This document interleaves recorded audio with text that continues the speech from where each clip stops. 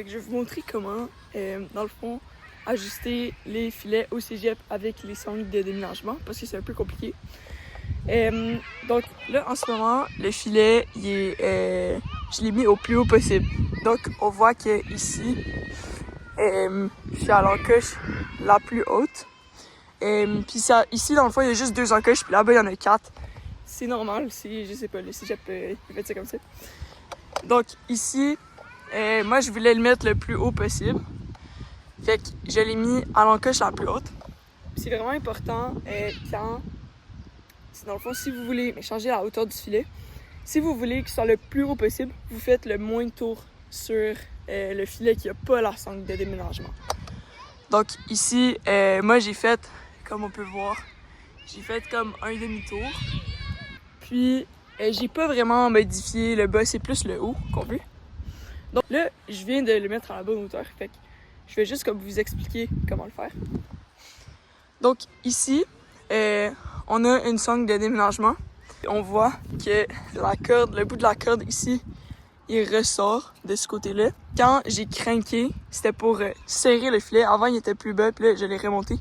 Pour là, elle est comme vraiment craquée. Puis on voit qu'il est vraiment proche du bord. Puis faites attention aussi, ça c'est vraiment important, on veut pas que la sangle soit comme twistée.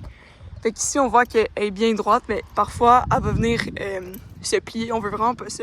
La première étape qu'on va faire, pour le délousser, ici, il y a une petite... une espèce d'interrupteur. Fait qu'on vient peser ça. Puis là, vous tirez comme par en haut. Vous pouvez être à 2. Vous pouvez gosser un peu avec ça. Puis, dans le fond, là, vous allez... la corde ici, elle va être plus courte parce que vous allez l'avoir déloussée. Je vais essayer de vous montrer comment le délousser. Donc, des fois, il y a un peu de gossage à faire. Tirer vers le haut. Donc, ça donne des coups parfois. Mais c'est ce qu'on veut.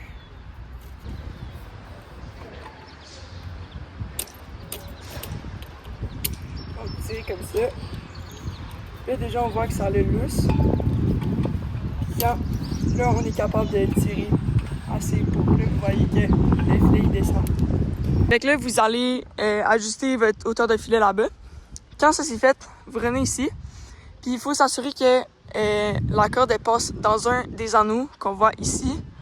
Puis, ouais. Fait que là, dans le fond, ce qu'on va faire, moi je l'ai fait tout seul, mais ça va bien à 2. Fait qu'il y a quelqu'un, ici il y a un escabeau, dans le fond, vous tirez sur cette corde-là. Puis en même temps, ici, genre, ça va se faire naturellement, comme la corde, elle va s'allonger. Vous pouvez juste tirer ici. Puis ce que vous essayez de faire, c'est tirer dans le fond le plus possible avant de la crinquer. La crinquer, c'est vraiment juste la dernière étape.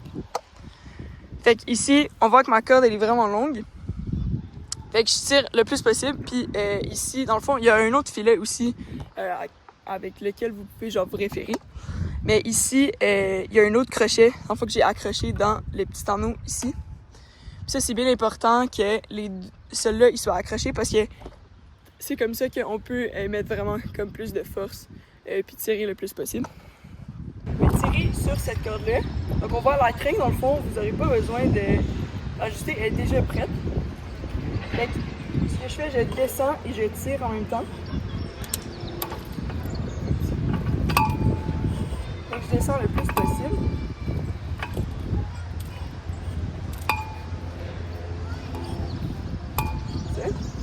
Donc quand c'est fini, ce que vous allez faire, c'est que vous allez craquer, vous allez craquer le truc. Donc ici, c'est bien important que la corde reste droite.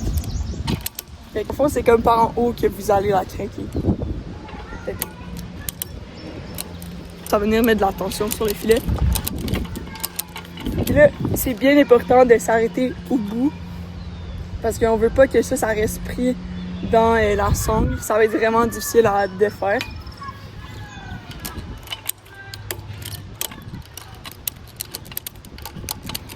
Ce que vous pouvez faire après, c'est juste d'enrouler le reste de la corde.